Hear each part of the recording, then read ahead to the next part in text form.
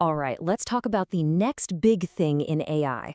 We're talking about AI agents. Seriously, if you think tools like ChatGPT are mind-blowing right now, just wait. Imagine giving that same intelligence, well, hands and feet and a to-do list. This isn't just a small step up. It's what a lot of people are calling the next giant leap. So let's break down what that actually means. So let me ask you something. When you hear the word agent, what's the very first thing that pops into your mind? I bet for a lot of us, it's something cinematic. Yeah, a secret agent, right? James Bond, maybe? And look, that's fun. But in the world of AI, the word agent means something way more fundamental. It's not about secret missions and tuxedos. It's all about one thing: action. And you know what? If we strip it all the way back, even the dictionary agrees. Merriam-Webster defines an agent as a means or instrument by which a guiding intelligence achieves a result. That's a bit formal, but what it's really saying is that an agent is the thing that does the work. It acts on behalf of some kind of guiding intelligence to make something happen. It's the how that gets the what done. Okay, so let's take that idea from the dictionary and plug it into the AI world. What does it actually look like when an AI becomes that instrument? Well, here's the core of it. In AI, that guiding intelligence we talked about, that's a large language model, or LLM. You know, the brain behind things like ChatGPT. The AI agent, then, is the system that connects that brain to the real world. It's what automates the process, letting that super smart LLM actually do things to hit a goal you've given it. Now, this whole agent thing didn't just appear out of nowhere. It's really an evolution. You can think of it as 4 distinct levels of how we interact with AI, with each step getting more and more autonomous.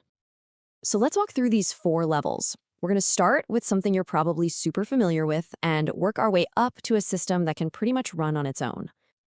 Okay, level 1, direct interaction. This is ground zero. It's exactly what you do when you open up an early version of ChatGPT.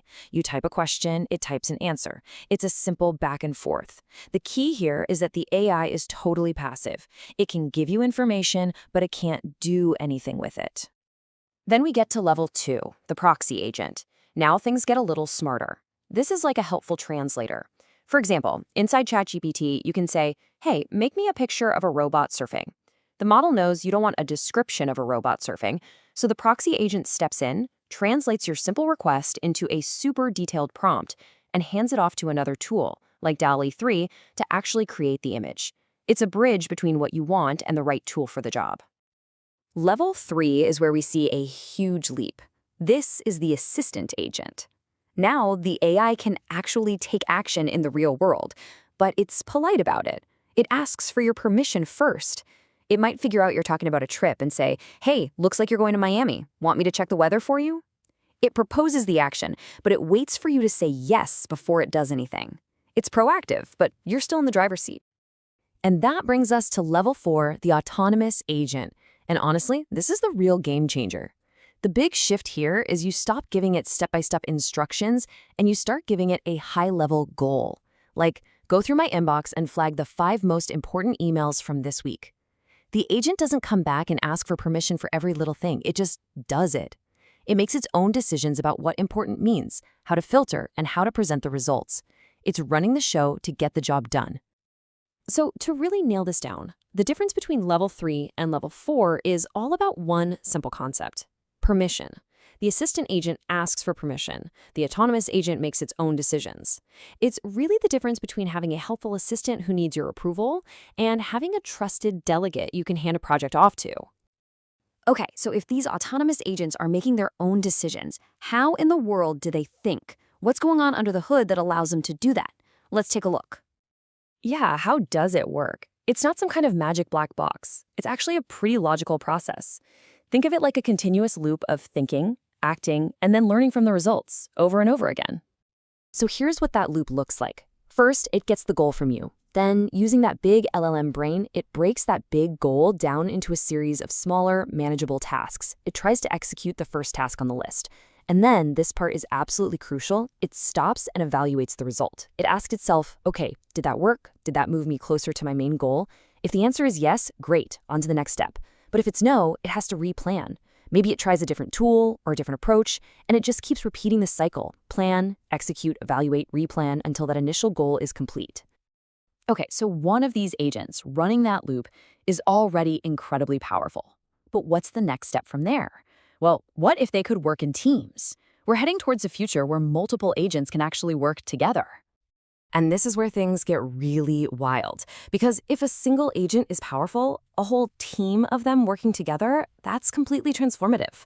The scale of the problems you can tackle just explodes. Think about it like this. A single agent is perfect for a specific task, right? Like, book me a flight to New York. Done. But a multi-agent system is more like a whole company department. Let's say you want to build a new app. You could have one coder agent that specializes in writing the code. Then you have a tester agent whose only job is to try and break that code and find bugs. They work together, passing the work back and forth, just like a human software team. They collaborate, each with their own specialty, to solve a much bigger multi-step problem. If there's one thing to take away from all this, it's this right here.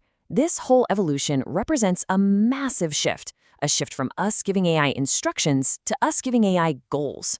We're moving from being a micromanager, telling the computer every single step, to being a leader who sets a vision and then delegates the work.